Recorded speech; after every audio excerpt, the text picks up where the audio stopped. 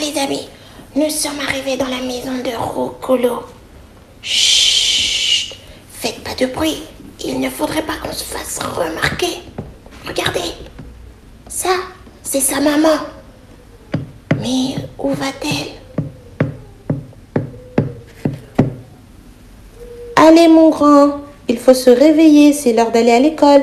Dépêche-toi, on va arriver en retard.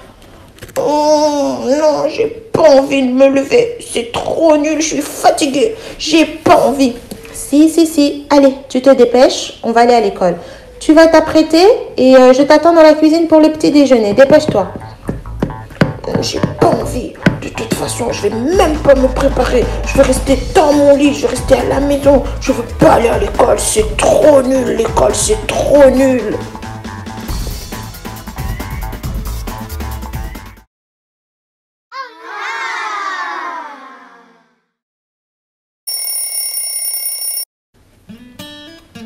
Oh là là, ça y est. Oh, c'est déjà le matin. Bon, je vais voir que fait mon grand frère. Alors, oh, ben, coucou. Alors, tu es réveillé? Qu'est-ce que tu veux, toi? Mais je voulais savoir, est-ce que tu veux bien me prêter des jouets dans ton coffre à jouets?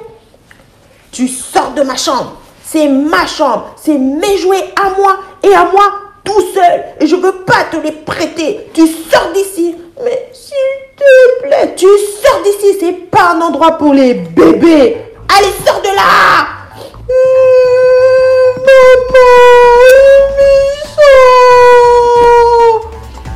Voilà. C'est bien fait. Laissez-moi tranquille.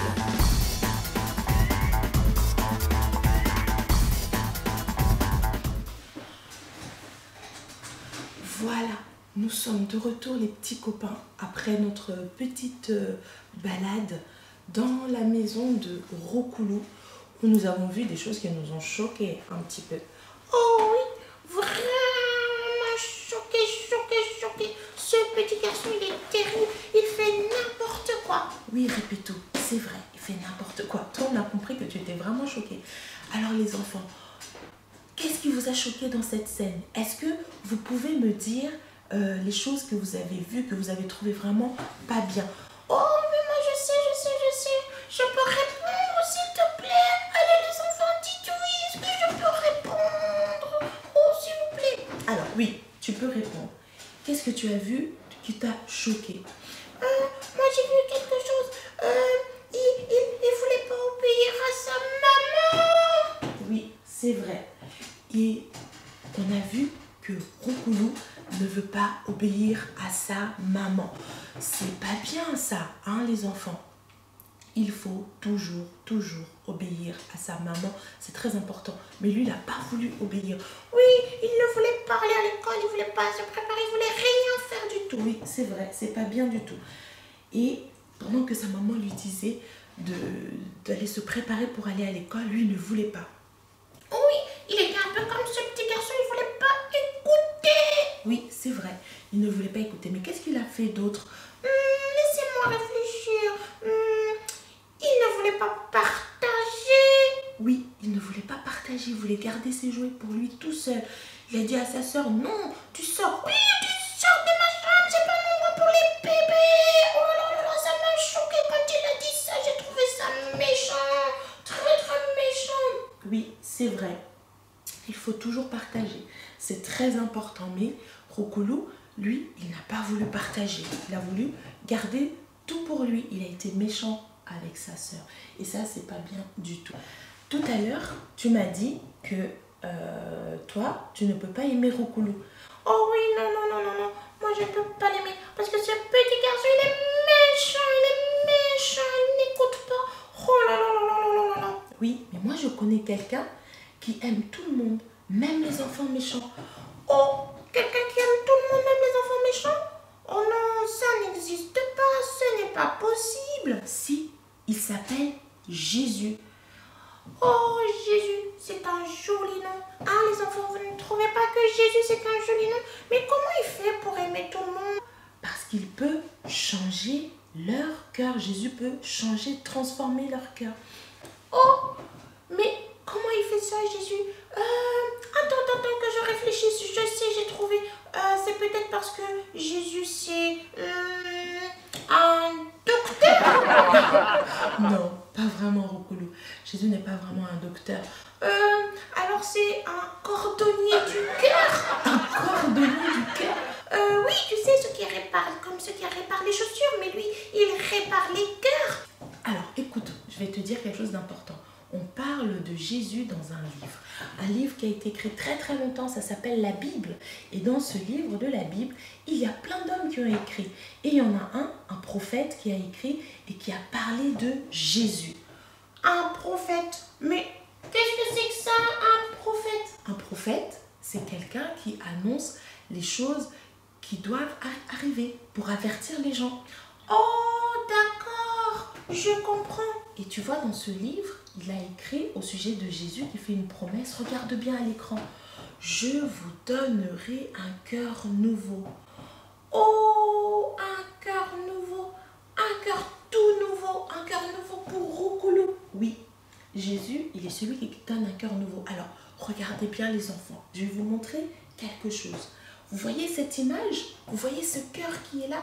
Qu'est-ce qu'il a de particulier, ce cœur? Est-ce que vous pouvez me dire, les enfants?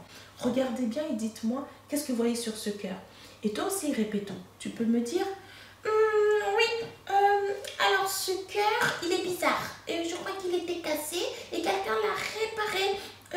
Il a mis des fils pour essayer de le réparer. Et ah oui. Oui, c'est vrai. C'est vrai.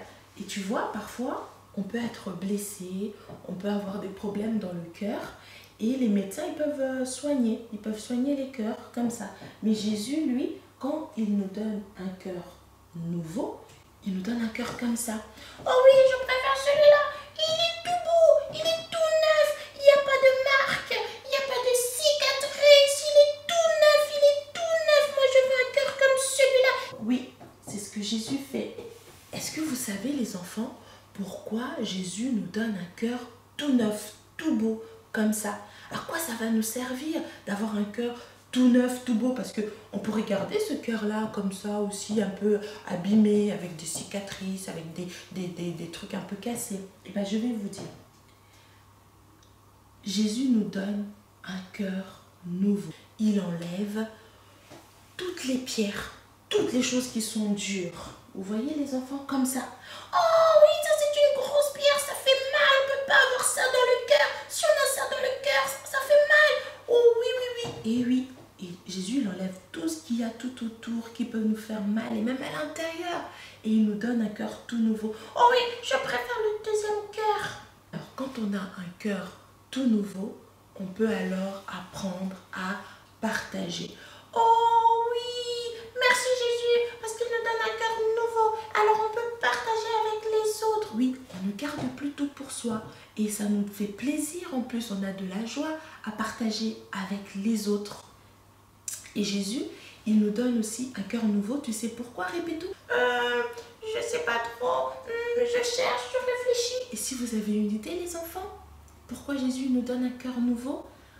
Pour aimer les autres. Même quand c'est difficile. Jésus, il change notre cœur et il nous aide à aimer les autres et à donner beaucoup d'amour. Oh oui, ça c'est chouette. On peut donner beaucoup d'amour aux gens autour de nous. Oui. Et tu sais, répétons, on va s'arrêter un petit moment. Là, c'est très important. Jésus nous donne un cœur nouveau pour aimer les autres. Mais on ne va pas aimer que les gens qui sont gentils. On ne va pas aimer que les gens qui nous font du bien. Mais on va aussi aimer même les gens méchants, même les gens qui nous font du mal. Jésus, il nous aide et il nous donne un cœur pour aimer. Oh non, ça veut dire que même un petit garçon comme Rokolo, Jésus, il peut m'aider à l'aimer? Ah oui, tout à fait. Tout à fait. Il peut t'aider à l'aimer, même s'il est méchant, même s'il ne veut pas partager. Et enfin, Jésus nous donne un cœur tout nouveau pour que nous puissions être sages et obéissants. Oh, chouette alors! On devient des enfants sages, on devient des enfants obéissants. On peut même ranger notre chambre. Oh, tu as vu ça? Le petit garçon, il range sa chambre avec le sourire. Oui, et c'est ce que Jésus fait dans notre cœur.